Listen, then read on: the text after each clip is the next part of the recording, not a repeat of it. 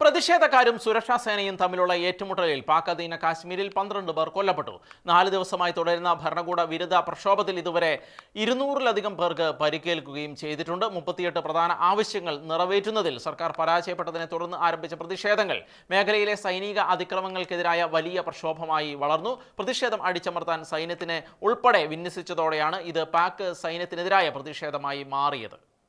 മുസാഫറാബാദിൽ 5 പേരും ധീർഘോട്ടിൽ 5 പേരും ദദ്യാളിൽ 2 പേരും വെടിയേറ്റ് മരിച്ചു. 3 പോലീസ് ഉദ്യോഗസ്ഥരും കൊല്ലപ്പെട്ടിട്ടുണ്ട്. ഇതുകൂടാതെ 200-ലധികം ആളുകൾക്ക് പരിക്കേറ്റിട്ടുണ്ട്.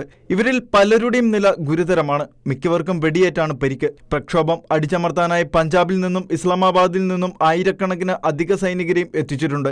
ജമ്മു കാശ്മീർ ജോയിന്റ് അവാമി ആക്ഷൻ കമ്മിറ്റിയുടെ നേതൃത്വത്തിൽ നടക്കുന്ന പ്രതിഷേധങ്ങൾ ജനജീവിതം സ്തംഭിപ്പിച്ചു.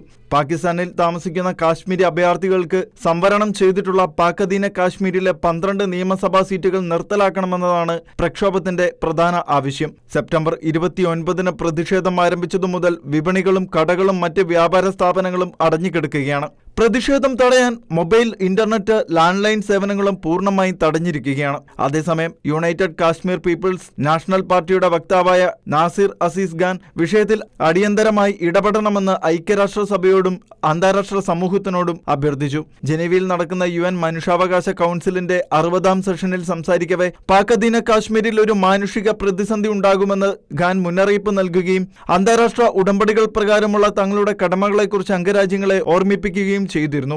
International desk, Shekinah news.